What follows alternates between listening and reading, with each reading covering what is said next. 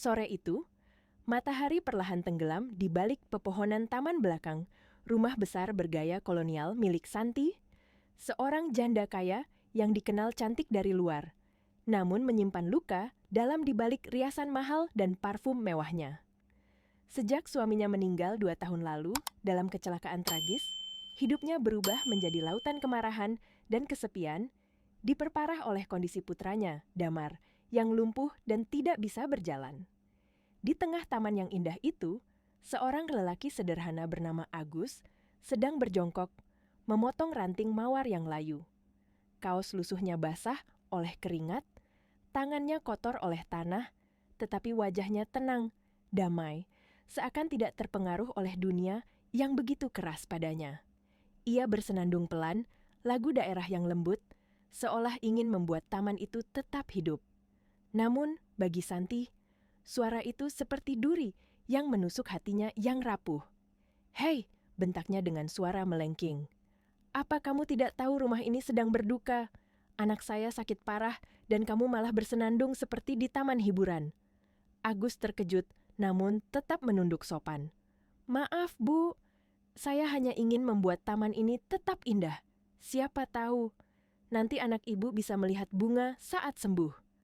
Kalimat itu justru membuat Santi semakin marah. "Sembuh? Semua dokter bilang itu mustahil. Dan kamu, tukang kebun, berani bicara soal kesembuhan?" Agus tak membalas. Ia hanya menatap bunga mawar itu, lalu berkata pelan, "Yang layu bisa hidup kalau dirawat dengan sabar, termasuk hati dan tubuh manusia, Bu." Kalimat sederhana itu sebenarnya menyentuh sesuatu di hati Santi, namun gengsinya terlalu kuat. Ia berbalik, meninggalkan aroma parfum yang samar, tanpa tahu bahwa hari itu adalah awal dari takdir baru yang kelak mengguncang seluruh hidupnya. Keesokan paginya, Santi mendengar tangisan Damar dari lantai 2. Ia bergegas masuk ke kamar. Damar duduk di kursi roda, menatap anak-anak tetangga yang berlari di halaman. "Bu, kenapa aku tidak bisa seperti mereka?" tanyanya sambil menangis. "Aku ingin main bola lagi, sama ayah." Santi memeluknya erat, mencoba tegar padahal hatinya runtuh sedikit demi sedikit. "Sayang, ibu akan cari cara. Apapun caranya," ucapnya meski ia sendiri tidak percaya. Di luar kamar, Agus berhenti sejenak. Ia mendengar semuanya. Ia menunduk dan dalam hatinya berdoa lirih. "Ya Tuhan, beri kekuatan untuk anak kecil ini dan ibunya." Beberapa jam kemudian, Damar meminta keluar ke taman untuk menghirup udara segar. Di sana, ia melihat Agus sedang menyapu daun kering. Agus berhenti dan tersenyum. "Selamat pagi, Nak Damar. Taman ini lebih cerah kalau kamu datang." Damar menatap bunga-bunga itu dengan sendu. "Aku ingin memetik bunga, tapi aku tidak bisa jalan." Agus berjongkok, menatapnya lembut.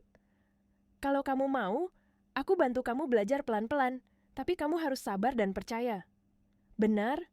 Kamu bisa bantu aku jalan?" tanya Damar polos. "Saya akan coba," jawab Agus. "Tapi kamu harus janji tidak menyerah." Momen itu berubah menjadi awal dari hubungan baru antara mereka. Namun, Santi tiba-tiba datang membawa minuman dan melihat Agus memegang kaki Damar.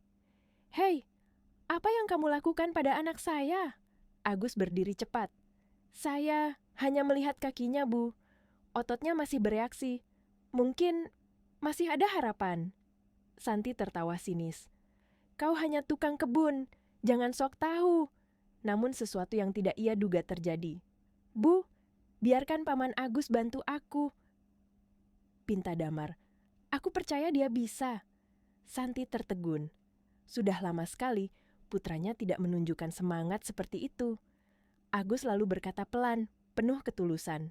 "Saya tidak bisa menjanjikan apa-apa, tapi saya pernah belajar pijat refleksi dari kakek saya. Kalau ibu izinkan, saya ingin coba. Saya tidak minta bayaran." Santi memandangnya lama, mencoba mencari kebohongan, namun tidak menemukannya. "Baik," katanya akhirnya. "Tapi kalau kamu mempermalukan diri sendiri, itu urusanmu." Agus hanya tersenyum tipis. "Kadang yang sederhana bisa memberi keajaiban, Bu." Dan sore itu, di bawah pohon mangga yang teduh, dimulailah pijatan pertama. Pijakan awal sebuah kisah yang akan mengubah hidup 3 orang sekaligus. Sore itu, setelah sesi pijat pertama, Agus pulang dengan langkah yang tenang, tetapi hati Santi justru bergemuruh. Meski ia mempertahankan wajah dingin dan penuh gengsi, ada sesuatu di dalam dirinya yang tidak bisa ia abaikan. Kata-kata sederhana dari seorang tukang kebun yang entah mengapa terasa lebih menenangkan daripada nasihat para dokter terkenal. Malam turun perlahan, hujan rintik-rintik mengetuk kaca jendela ruang makan. Makanan mahal di atas meja nyaris tidak tersentuh. Santi duduk diam, menatap piringnya sendiri, pikirannya melayang. Ketika suara tawa kecil terdengar dari taman belakang, hatinya tersentak. Ia bangkit dan berjalan ke jendela. Di bawah lampu taman yang redup, Damar tertawa pelan sambil menatap Agus, yang menggambar akar pohon di tanah menggunakan ranting. Akar ini tetap kuat meski tersembunyi di tanah, kata Agus. Kadang hal-hal yang tidak terlihat justru paling penting. Damar mendengarkan dengan wajah penuh rasa penasaran, sesuatu yang Santi sudah lama tidak lihat dari anaknya. Hatinya panas dan terluka. Bagaimana bisa anakku lebih bahagia bersama tukang kebun daripada bersamaku? Dengan langkah cepat, ia menuju taman. Apa yang kau lakukan di sini? Bentaknya. Agus berdiri cepat dan menunduk. Maaf, Bu. Damar hanya ingin tahu tentang tanaman yang tetap kuat meski hujan deras. Kau pikir anak saya butuh pelajaran berkebun agar bisa berjalan? Santi menatapnya tajam. Agus tidak gentar. Saya hanya ingin membuat semangatnya hidup kembali, Bu. Kadang, semangat yang mati jauh lebih berbahaya daripada kaki yang lumpuh. Ucapan itu menusuk Santi lebih dalam dari yang ia inginkan. Kau mengajariku bagaimana menjadi ibu sekarang? Suaranya meninggi. Lalu, tiba-tiba, Santi menatapnya dengan tatapan menantang, tatapan yang lahir dari kemarahan, gengsi, dan mungkin ketakutan. Baik, kalau kau merasa hebat, aku beri kau kesempatan.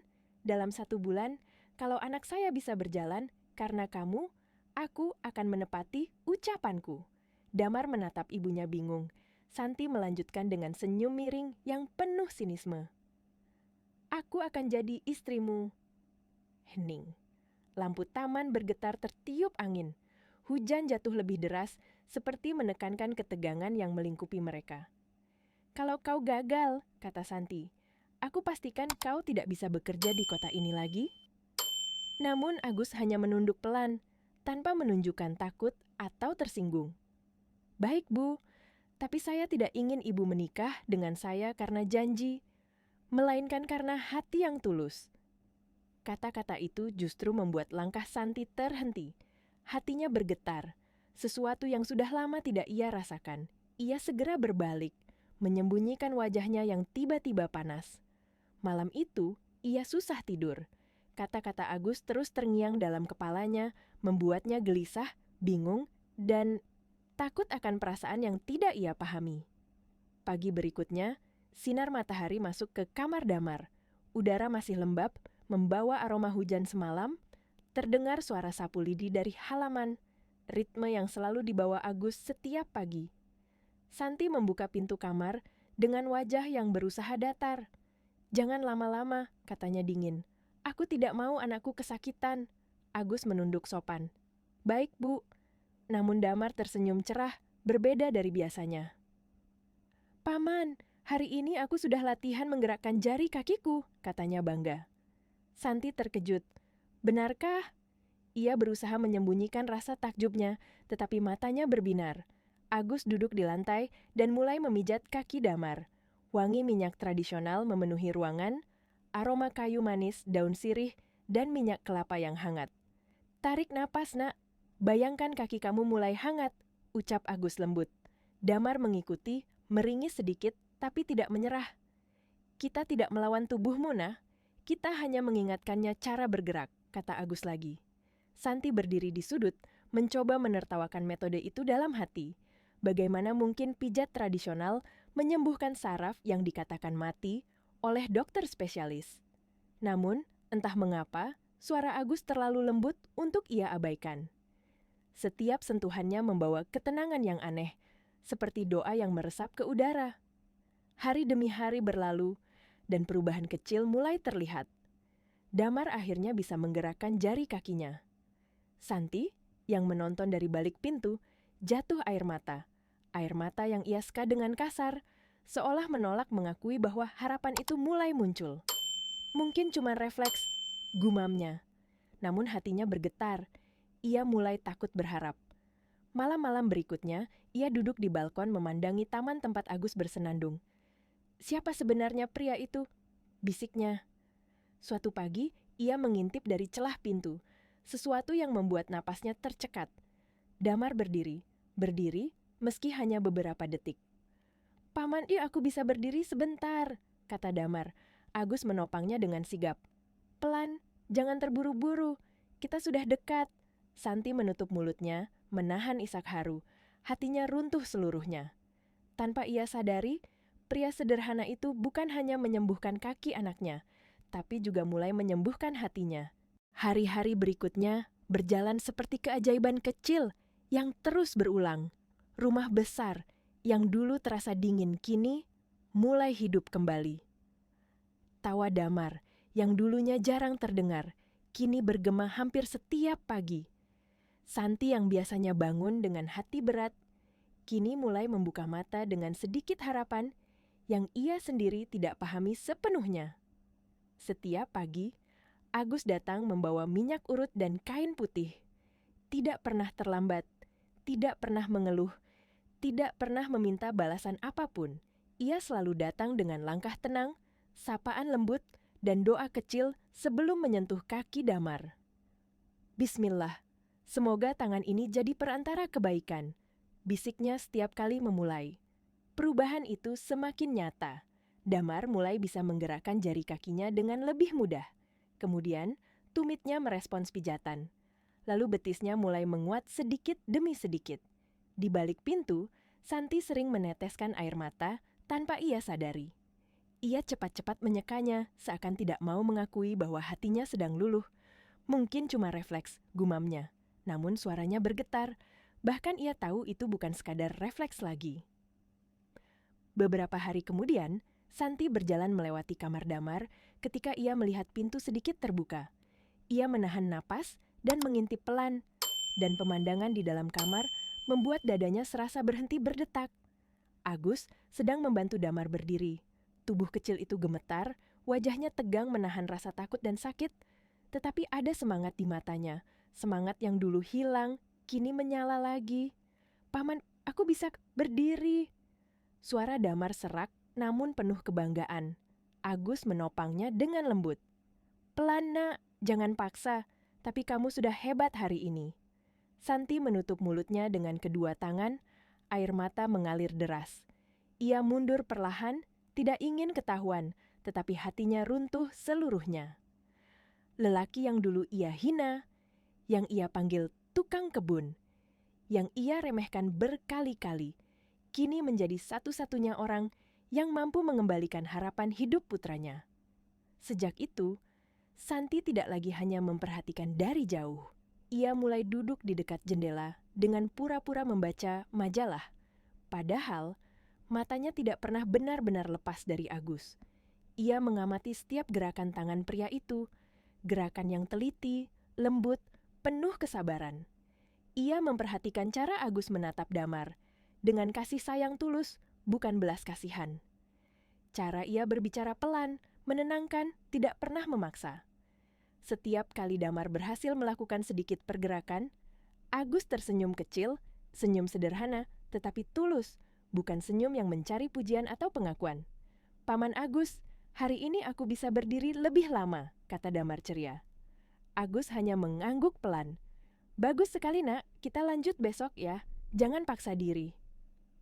Santi melihat senyum itu, senyum yang selama ini jarang ia lihat dari pria manapun, sederhana, jujur, tidak dibuat-buat, dan tanpa ia sadari, tembok keras yang selama ini ia bangun perlahan retak. Ada kekaguman di hatinya, ada kelembutan yang selama ini ia tekan. Suatu sore, hujan turun deras. Damar tertidur setelah latihan panjang. Santi berdiri di teras memandangi taman yang basah. Di bawah hujan, Agus masih bekerja, menutup pot bunga agar tidak tergenang, merapikan tanaman yang rawan patah, Bajunya basah kuyup, tangannya gemetar karena dingin. Namun, ia tetap bekerja tanpa mengeluh. Santi menggenggam kedua tangannya sendiri, merasakan sesuatu yang aneh, sesuatu yang ia tidak ingin akui. "Kamu tidak perlu memaksa diri seperti itu," katanya tiba-tiba sambil berjalan mendekat. "Besok saja lanjutkan." Agus menoleh, menunduk sopan. "Kalau saya biarkan sekarang, Bu, akar bunga ini bisa busuk. Yang kecil justru harus dijaga dulu, supaya nanti bisa tumbuh kuat." Kalimat itu sederhana, tetapi bagi Santi, itu seperti nasihat untuk dirinya sendiri. Nasihat untuk hati yang selama ini dipenuhi luka dan kemarahan yang mungkin hanya butuh dirawat dengan kesabaran. Malam itu, ia duduk di tepi ranjang damar, mengusap rambut putranya yang tertidur pulas. "Tuhan, siapa sebenarnya pria itu yang kau kirim ke rumah ini?" bisiknya lirih. Di luar kamar, Agus sedang membereskan alat pijatnya. Sesekali ia melirik ke arah pintu yang sedikit terbuka dan tersenyum kecil. Ia tahu, bukan hanya kaki kecil Damar yang sedang sembuh, tetapi juga hati ibu dari anak itu. Dan malam itu, di tengah kesunyian rumah yang dulu suram, ada dua hati yang sedang berubah perlahan. Satu hati yang dulu keras karena kehilangan, satu hati sederhana yang penuh ketulusan. Mereka mulai terhubung, tanpa mereka sadari. Pagi itu terasa berbeda. Suara tawa kecil dari kamar Damar menggema ke seluruh lantai 2. Suara yang bertahun-tahun tidak pernah terdengar. Santi bergegas naik. Jantungnya berdegup kencang tanpa ia mengerti kenapa. Begitu membuka pintu kamar, ia membeku. Damar berdiri tegak sambil berpegangan pada sandaran kursi. Wajahnya berseri-seri. Napasnya terengah, tetapi mata kecil itu berkilau penuh harapan. "Mama, lihat, aku bisa berdiri," serunya setengah tidak percaya dengan dirinya sendiri. Bibir Santi bergetar. Air mata jatuh sebelum ia sempat menahannya.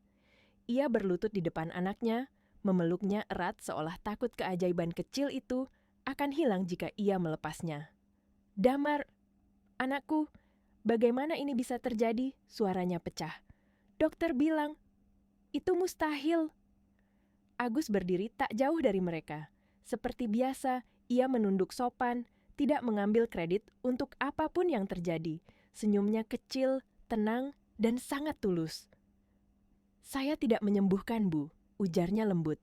"Saya hanya membantu tubuhnya mengingat caranya berdiri." Kalimat itu sederhana, tetapi Santi merasakan sesuatu dalam dirinya runtuh, sebuah dinding keras yang selama ini ia bangun untuk melindungi hatinya. Hari-hari berikutnya, Santi mulai melihat Agus dengan cara yang berbeda. Setiap pagi ia pura-pura membaca majalah di dekat jendela kamar, padahal ia diam-diam memperhatikan cara Agus bekerja. Cara ia memijat kaki Damar dengan penuh ketelitian. Cara ia memberi semangat tanpa memaksa. Cara ia tersenyum setiap kali Damar menunjukkan perkembangan, meskipun seringkali ia tidak mendapat ucapan terima kasih. Bagi Agus, melihat Damar tersenyum saja sudah cukup sebagai hadiah. Bagi Santi, itu adalah bentuk ketulusan yang hampir tidak pernah ia temui lagi dalam hidup. Sore itu, hujan turun deras. Damar tertidur setelah latihan intensif, dan Santi berdiri di teras mengawasi taman yang basah. Awan kelabu menggantung rendah, tetapi taman tetap tampak indah. Entah karena bunga-bunga itu memang mekar, atau karena hatinya mulai berubah. Di tengah hujan lebat, Santi melihat Agus masih bekerja. Meski tubuhnya basah kuyup, ia tetap menutup pot bunga dengan plastik, memastikan tidak ada bunga yang tergenang air. Santi menggigit bibir. Ia tidak mengerti kenapa dadanya terasa perih melihat pria sederhana itu bekerja tanpa memikirkan dirinya sendiri. Agus tampak kedinginan, bajunya menempel di tubuh, rambutnya basah sepenuhnya. Namun ia tetap fokus, seakan hujan tidak berarti apa-apa. Santi akhirnya melangkah mendekat. "Kamu tidak perlu memaksa diri seperti itu," katanya pelan, hampir seperti seseorang yang sudah lama tidak berbicara dengan kelembutan. "Besok saja dilanjutkan." Agus menoleh. Meski wajahnya basah, ia tersenyum lembut. "Kalau saya biarkan sekarang, Bu, akar bunga ini bisa busuk. Kadang yang kecil justru harus dijaga dulu, baru nanti tumbuh kuat." Santi terdiam. Kata-kata itu yang seharusnya hanya tentang bunga, justru terasa seperti nasihat untuk hatinya. Hati yang selama ini ia tutupi dengan kemarahan dan kesombongan.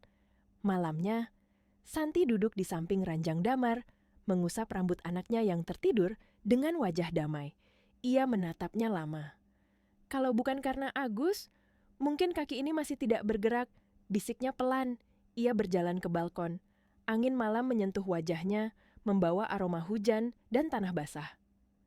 Siapa sebenarnya pria itu? Tanya Santi pada dirinya sendiri. Di taman, Agus sedang membereskan alat-alat pijatnya. Ia menatap ke arah balkon sejenak, lalu tersenyum kecil sebelum melanjutkan pekerjaannya. Ia tidak tahu, senyum sederhana itu membuat hati Santi bergetar tanpa alasan yang jelas. Beberapa hari berlalu, gosip mulai berhembus seperti angin liar dalam rumah. Para pembantu, yang biasanya tidak berani berkata apapun di depan Santi, mulai berani berbisik-bisik di dapur.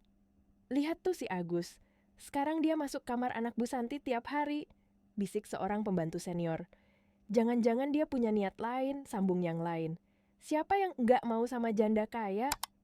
Mereka tertawa kecil, namun tawa itu langsung terhenti ketika Agus masuk membawa keranjang sayur segar. Ia menatap mereka sekilas dan tersenyum.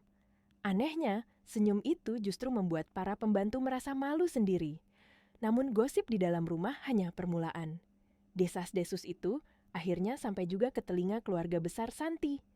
Keluarga yang memandang dunia dengan kacamata status dan kekayaan. Rangga, adik laki-laki Santi, datang dengan sikap penuh kemarahan. "Mbak, aku dengar kau membiarkan tukang kebun mengurus anakmu," katanya tajam. "Apa kau sudah kehilangan akal sehat?" Santi mengangkat dagunya. Dia bukan tukang kebun biasa. Damar berdiri karena bantuannya. Rangga tertawa sinis, penuh penghinaan. "Hah, itu pasti kebetulan. Orang seperti dia bisa saja memanfaatkan keadaanmu."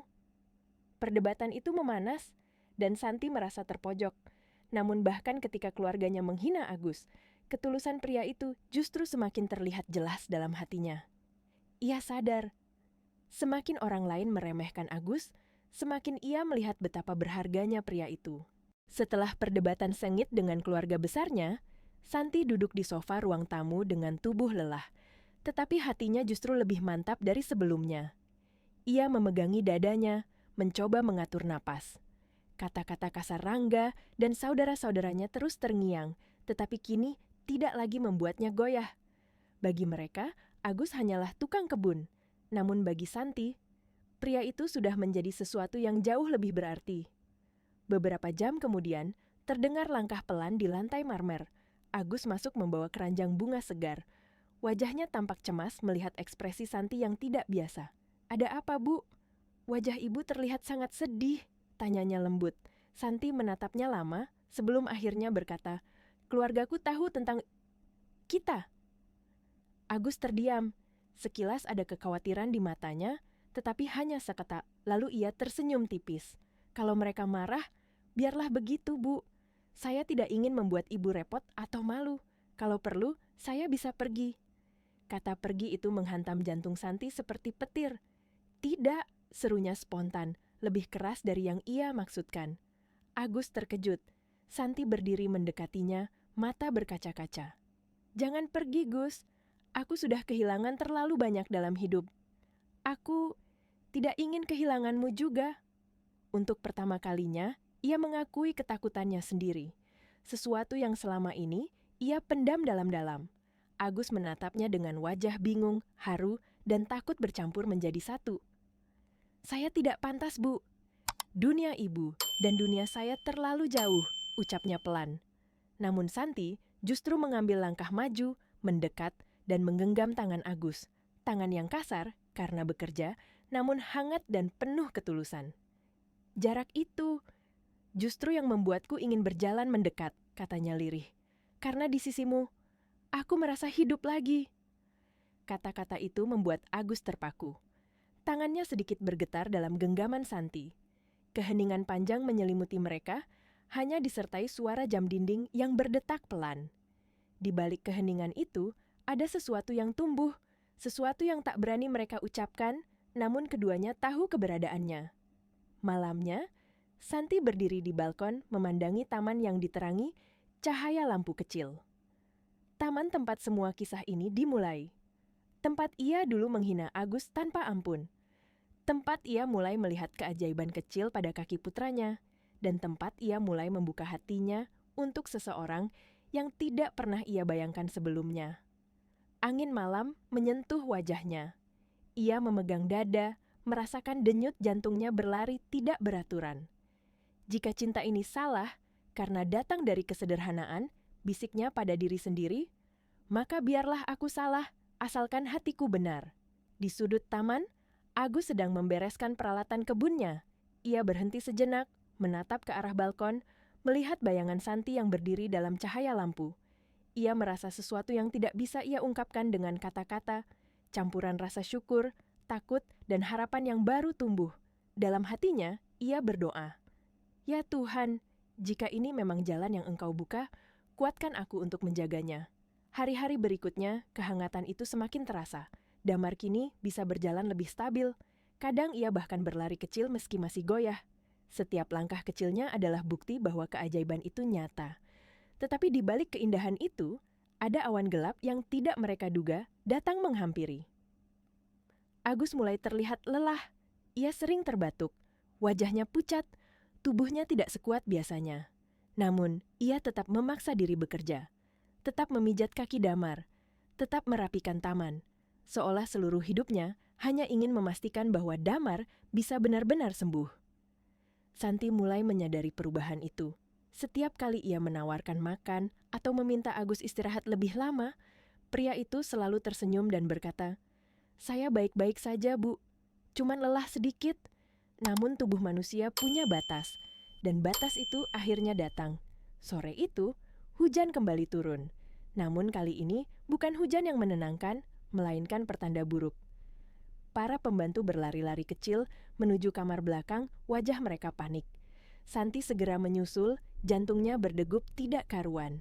Di kamar kecil dekat taman, Agus terbaring lemah, tubuhnya panas tinggi. Napasnya pendek-pendek, wajahnya pucat pasi, jauh lebih lemah daripada yang pernah Santi lihat. "Gus!" seru Santi, suaranya pecah. Ia langsung duduk di sisi ranjang, menggenggam tangan pria itu yang terasa panas dan dingin sekaligus. "Kenapa kamu tidak bilang kalau sakit? Kenapa kamu diam saja?" Suara Santi bergetar, tidak lagi berisi kemarahan, melainkan ketakutan mendalam. Agus membuka mata perlahan, senyum kecil muncul, senyum yang justru membuat Santi semakin hancur. "Saya tidak ingin membuat ibu khawatir," bisiknya lemah. Matanya menatap keluar jendela, ke arah taman tempat Damar biasa berlatih. "Saya hanya ingin melihat anak itu bisa berlari." Baru saya tenang. Air mata Santi jatuh tanpa ia pedulikan lagi. Ia tidak tahu bahwa ujian sesungguhnya baru saja dimulai. Malam itu hujan turun lembut, seolah langit ikut merasakan kecemasan yang memenuhi rumah besar itu. Namun, di kamar kecil dekat taman, tempat Agus biasanya beristirahat, tidak ada lagi ketenangan. Yang ada hanyalah suara napas pendek-pendek, keringat dingin, dan tubuh seorang pria sederhana yang akhirnya menyerah pada kelelahan yang ia sembunyikan selama berminggu-minggu. Santi duduk di sampingnya, wajahnya pucat karena syok. Tangan Agus begitu panas, namun tubuhnya menggigil. "Kenapa kamu tidak bilang, Gus?" Suara Santi pecah. "Kenapa kamu harus memendam semuanya sendirian?" Agus membuka mata perlahan, tatapannya samar. Namun begitu ia melihat Santi, senyum kecil terbentuk di sudut bibirnya, senyum yang selalu ia berikan, meski tubuhnya sedang tersiksa. "Saya tidak ingin membuat ibu khawatir," bisiknya. "Kalau saya berhenti, siapa yang bantu Damar?" Kalimat itu menghantam hati Santi seperti ribuan anak panah. Ia menggenggam tangan Agus lebih kuat, seolah jika ia melepaskannya sedikit saja, pria itu akan hilang dari hidupnya.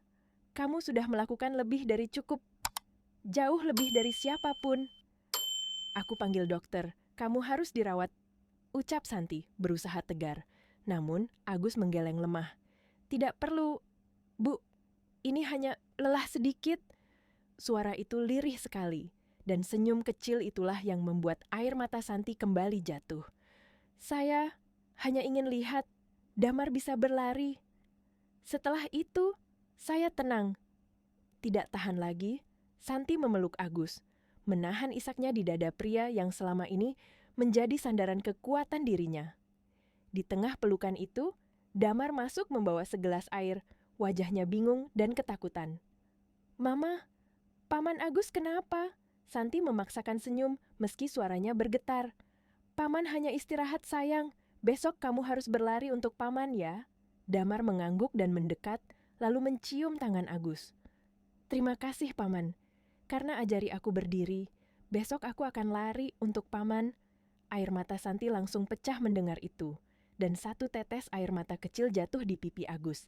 Air mata pertama yang ia biarkan turun sejak ia masuk rumah itu. Malam terasa sangat panjang dan berat.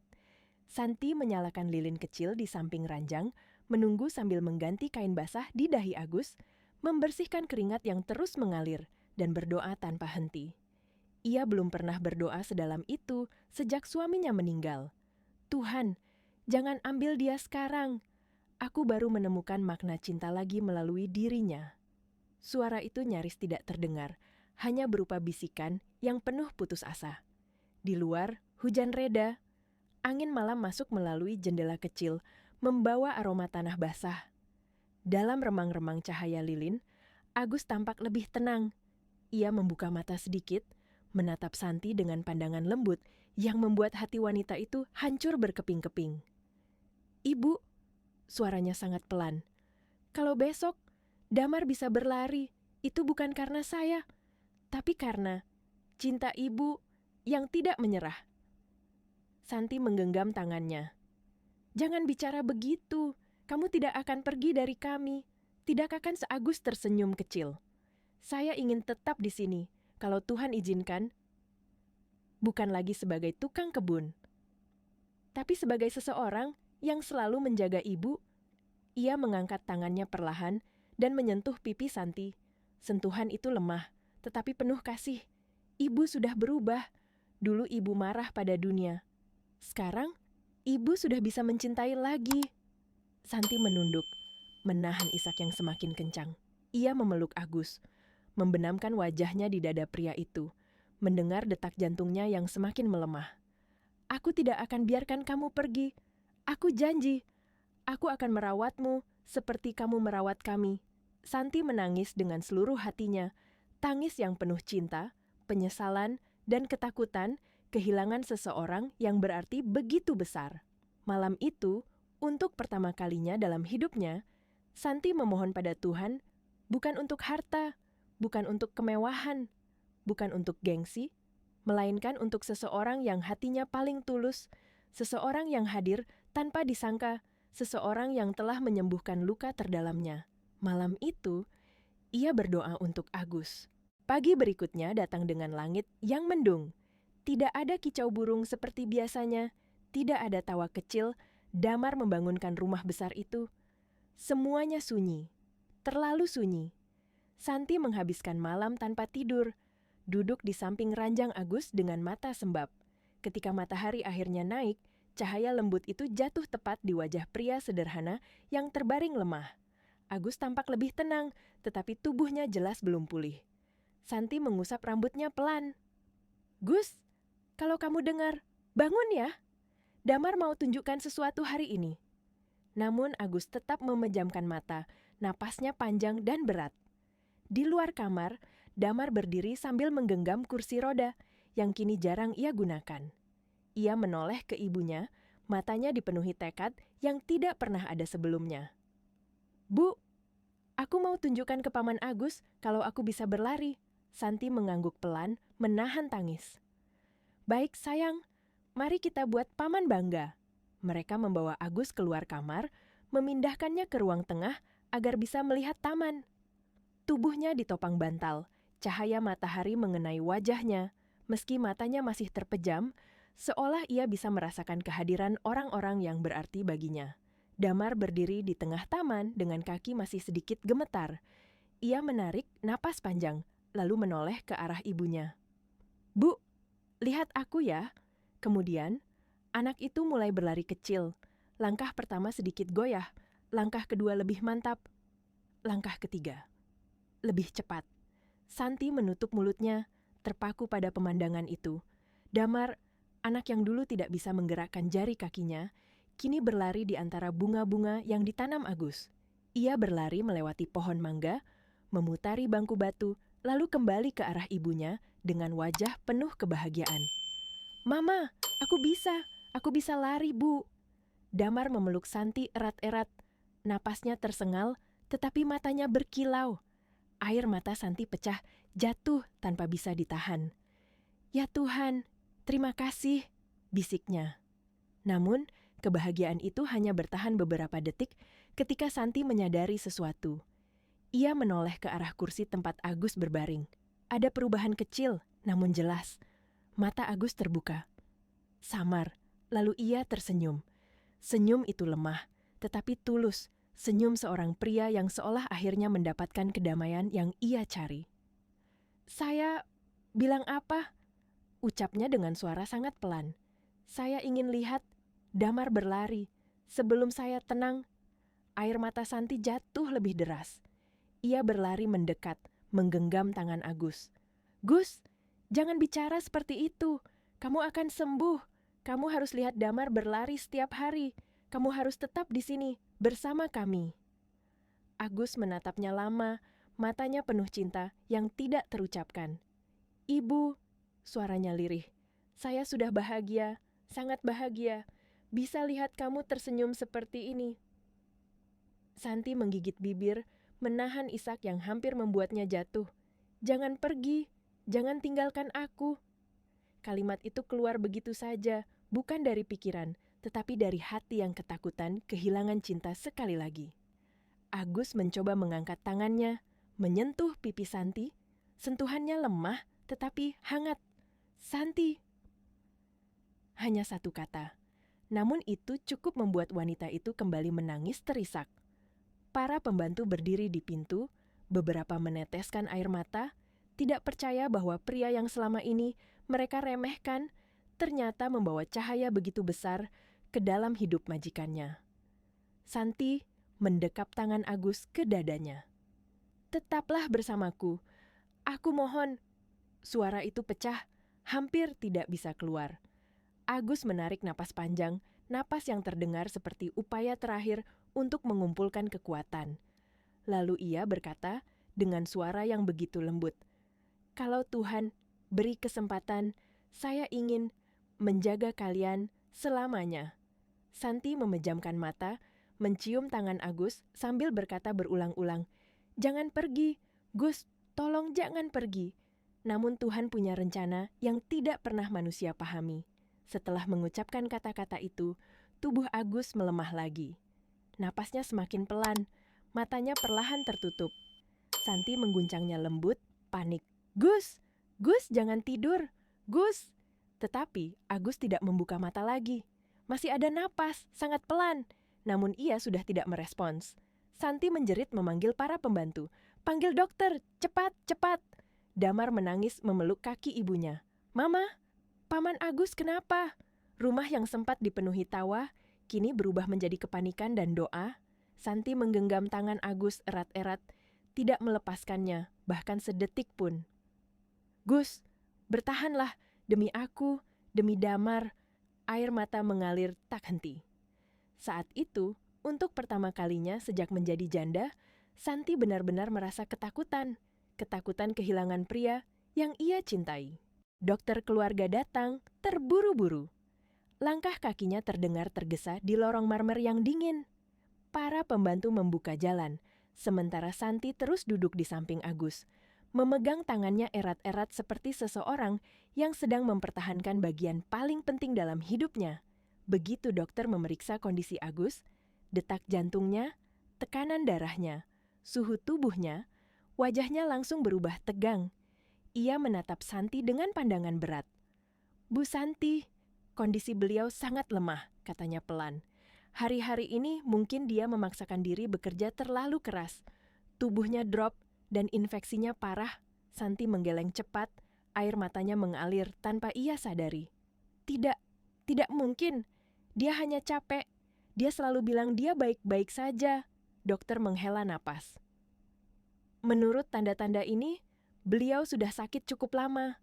Mungkin menahannya, tidak ingin merepotkan siapapun. Mendengar itu, Santi menutup mulutnya. Tubuhnya goyah, seolah seluruh dunia runtuh tepat di depan matanya. Agus, pria yang selalu tersenyum, yang selalu mengatakan, "Saya baik-baik saja," ternyata memikul rasa sakitnya sendiri selama ini. Dan ia melakukannya. Demi Damar, demi keluarga yang bukan keluarganya. Santi meraih wajah Agus dengan kedua tangannya. "Gus, bangun, tolong bangun." Namun pria itu tetap terbaring dengan mata terpejam, napasnya pelan dan tak stabil. Dokter berkata, "Kita harus membawanya ke rumah sakit sekarang. Dia butuh alat bantu untuk bertahan." Para pembantu segera menyiapkan tandu. Tetapi ketika mereka hendak mengangkat Agus, Santi menghentikan mereka.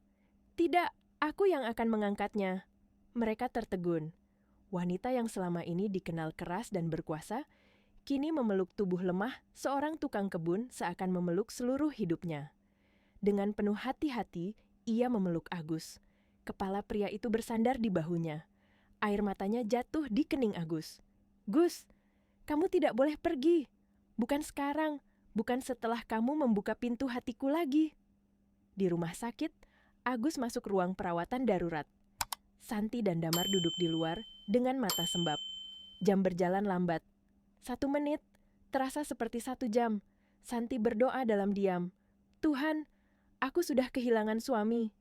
Jangan ambil Agus dariku juga. Jika dia pergi, bagaimana aku bisa bertahan?" Damar menggenggam tangan ibunya. "Mama, Paman pasti sembuh. Paman orang baik." Santi menatap anaknya, mencoba tersenyum, namun suara pecah. "Iya sayang, Paman orang paling baik yang pernah Mama temui." Setelah beberapa jam, dokter keluar. "Keadaannya stabil. Untuk sekarang," katanya. "Tapi dia butuh istirahat total. Tidak boleh bekerja dulu.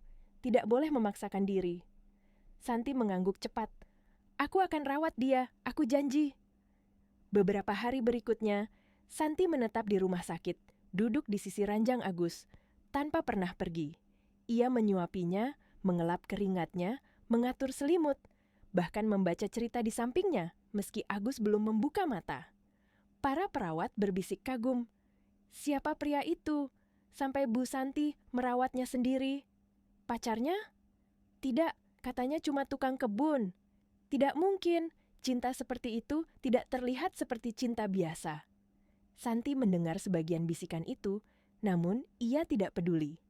Pertama kali dalam hidupnya, ia ignore semua pandangan luar. Yang penting, baginya hanya satu. Agus harus hidup. Suatu malam, ketika ia hampir tertidur di kursi, tangannya yang memegang tangan Agus merasakan sesuatu. Sentuhan kecil, sangat pelan. Santi langsung menoleh. "Gus!" Pria itu membuka mata perlahan. Matanya masih sayu, tetapi ia sadar. Santi langsung memeluknya dengan air mata mengalir deras. "Syukurlah, ya Tuhan syukurlah." Agus mencoba tersenyum meski lemah. "Saya menyusahkan, Bu." Santi menggeleng keras. "Tidak, kamu menyelamatkanku, Gus. Menyelamatkan anakku. Sekarang giliran aku yang menjaga kamu." Agus terdiam. Matanya berkaca-kaca. Pertama kalinya Santi melihat lelaki itu hampir menangis. "Saya pikir saya tidak akan bangun lagi," ucapnya lirih. "Saya takut tidak bisa lihat Damar berlari lagi." Santi menggenggam tangannya. "Dia sudah berlari, dan dia akan terus berlari. Untuk kamu." Agus menutup mata sebentar, menahan emosi. "Terima kasih, Bu Santi. Tapi saya hanya tukang kebun." Santi mencengkeram tangannya lebih kuat. "Tidak," suaranya tegas, penuh getaran. "Kamu bukan lagi tukang kebun. Kamu orang yang mengubah hidupku." Agus menatapnya lama, tatapan yang penuh kehangatan, syukur, dan cinta yang tidak berani ia ucapkan dengan kata-kata. Dalam sekejap, Santi sadar. Pria ini bukan hanya penyembuh anaknya. Ia adalah penyembuh hatinya yang telah beku selama bertahun-tahun. Dan malam itu, ketika Agus tertidur di pangkuannya, Santi akhirnya memahami satu hal. Ia tidak takut pada dunia. Ia tidak takut pada keluarga. Ia tidak takut pada gosip. Satu-satunya hal yang ia takutkan adalah kehilangan Agus. Beberapa minggu berlalu. Agus perlahan pulih, tidak secepat harapan Santi, tetapi cukup untuk kembali duduk dan tersenyum. Dokter memperbolehkannya pulang dengan syarat ia harus beristirahat total di rumah dan tidak bekerja dulu. Santi menyanggupi semua syarat itu tanpa ragu. Ia bahkan memindahkan Agus ke kamar tamu dekat kamar damar agar ia bisa mengawasinya setiap saat. Rumah itu kini terasa berbeda. Sejak Agus kembali, udara seolah lebih hangat. Damar berlari-lari kecil di taman, terkadang menghampiri jendela kamar Agus sambil berteriak, "Paman, lihat aku sudah bisa loncat."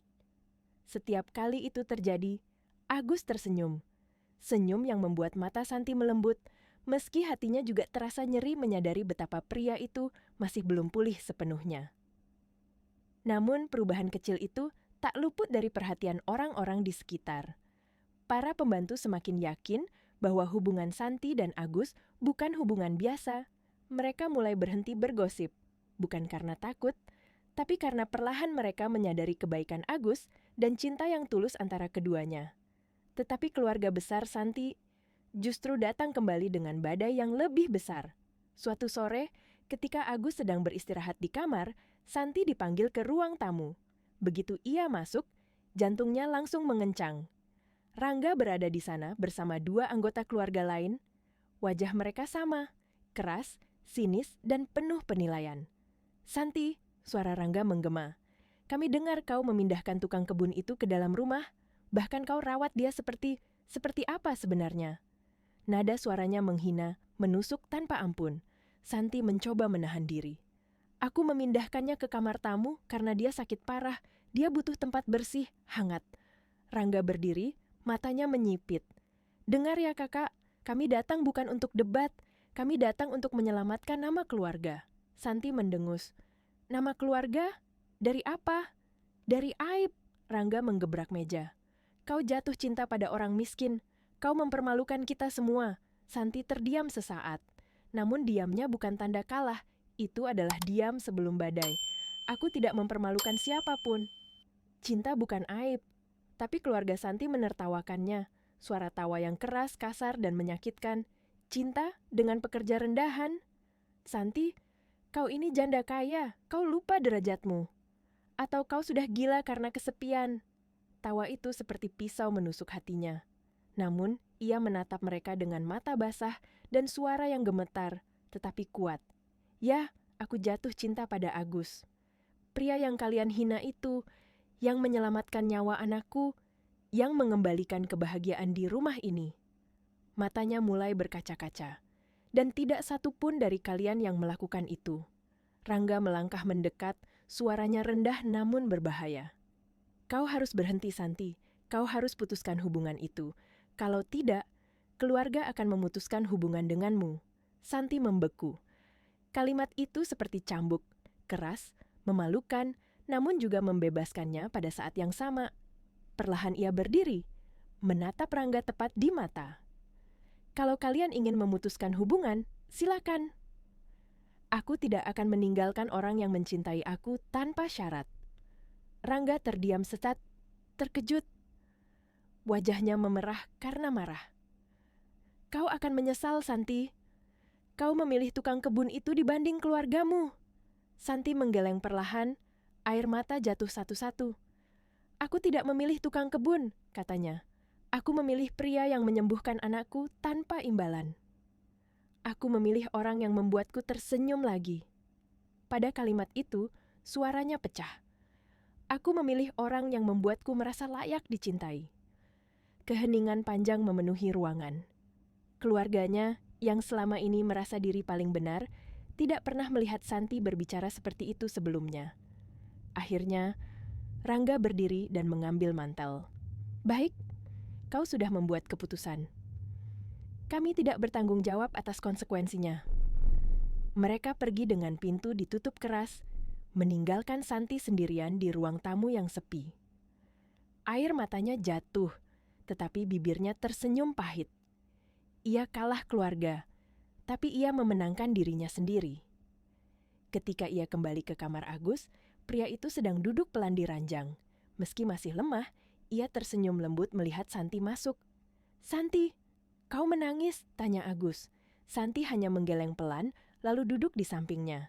Ia memegang tangan Agus dengan hati yang mantap. "Aku memilih kamu, Gus. Tidak peduli dunia menertawakan, tidak peduli keluarga meninggalkan. Aku memilih kamu." Agus terdiam. Matanya berkaca-kaca, bibirnya bergetar. "Bu, saya tidak pantas." Namun Santi meletakkan jari di bibirnya, menghentikan kalimat itu. "Kamu pantas. Untuk pertama kalinya dalam hidupku, aku yakin itu." Agus memejamkan mata, menahan emosi yang meluap. Tangannya perlahan menggenggam tangan Santi, dan dalam hening kamar itu, dua hati yang hancur oleh masa lalu akhirnya saling menemukan.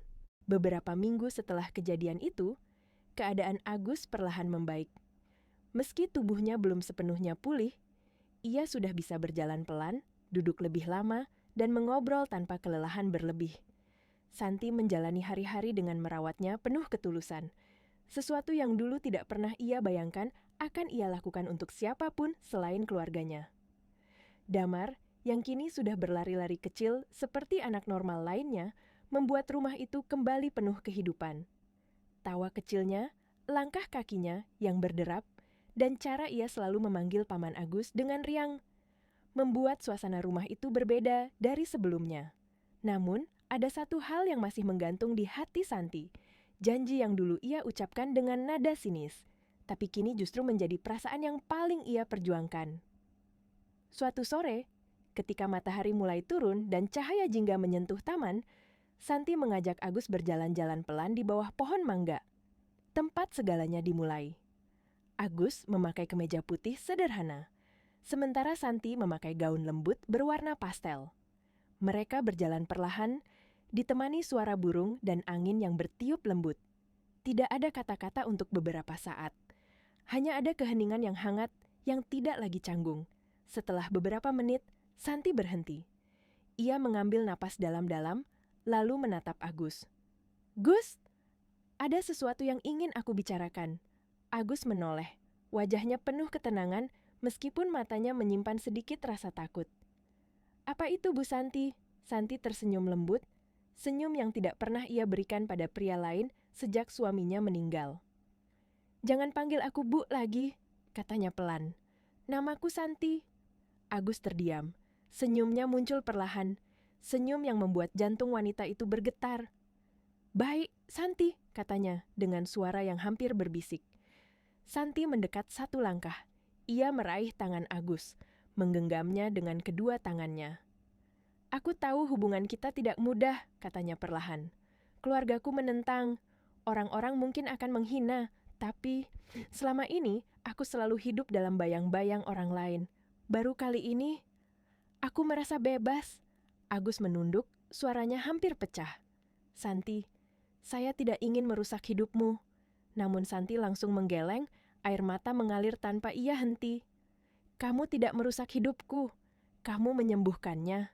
Hening. Angin sore menyapu lembut rambut Santi. "Gus," katanya lagi, lebih lembut, lebih jujur, lebih tulus. "Kalau kamu masih mau, aku ingin menepati ucapanku, bukan karena janji dulu, tapi karena hati." Agus terpaku. Tubuhnya gemetar pelan, matanya berkaca-kaca. "Santi, apa maksudmu?" Santi menarik napas. Lalu dengan suara yang nyaris bergetar, ia berkata, "Aku ingin menjadi istrimu." Kata-kata itu jatuh begitu pelan, begitu lembut, tetapi cukup untuk membuat Agus menutup mata, menahan emosi yang membanjiri dirinya. "Santi, saya tidak punya apa-apa." Namun Santi memegang wajahnya, memaksanya menatap. "Kamu punya hal yang tidak dimiliki siapapun, hatimu." Dan dengan nada yang lebih yakin, ia berkata, "Aku ingin hidup bersamamu, bukan sebagai nyonya rumah, bukan sebagai wanita kaya, tapi sebagai wanita yang mencintai laki-laki sederhana yang menyelamatkan keluarganya." Agus tidak tahan lagi. Air mata jatuh di pipinya. Air mata yang selama ini ia tahan karena merasa dirinya tidak pantas. Kalau begitu, saya akan menjaga kamu seumur hidup saya dengan cara saya yang sederhana. Itu saja. Namun kata-kata itu lebih indah dari janji pria manapun sebelumnya. Beberapa minggu kemudian, di bawah pohon mangga tempat pertama kali Agus memijat kaki Damar, upacara kecil diadakan. Bukan pesta mewah, bukan gaun mahal, bukan undangan ratusan orang. Hanya ada Santi, Agus, Damar, dan beberapa pembantu rumah yang benar-benar sayang pada keluarga itu. Santi memakai kebaya sederhana berwarna putih, rambutnya disanggul lembut. Agus memakai kemeja putih bersih dan celana hitam. Damar membawa bunga mawar putih, bunga yang dulu pernah layu, dan Agus rawat hingga mekar kembali, sama seperti ia merawat harapan keluarga itu. Ketika tangan Agus menggenggam tangan Santi, mereka saling menatap lama. Seolah seluruh perjalanan panjang penuh air mata, sakit hati, keajaiban, dan cinta itu terulang dalam sekejap. Pembantu senior yang sudah seperti keluarga meneteskan air mata sambil berkata, "Bu Santi akhirnya tersenyum lagi." Rangga dan keluarga besar Santi tidak hadir. Mereka masih menolak. Namun, untuk pertama kalinya, Santi tidak peduli. Ia memilih kebahagiaannya sendiri. Ketika upacara selesai, Agus mengecup tangan Santi dan berkata, "Mulai hari ini, saya akan merawat hati kamu. Seperti kamu merawat saya." Santi menahan tangis bahagia. Ia memeluk Agus erat-erat, sementara Damar memeluk keduanya sambil tertawa kecil. Dan di bawah pohon mangga yang menjadi saksi perjalanan mereka, keluarga kecil baru itu resmi terbentuk. Bukan karena uang, bukan karena status, bukan karena paksaan, tetapi karena cinta yang sederhana, yang tulus, dan yang dipilih oleh dua hati yang telah sama-sama terluka.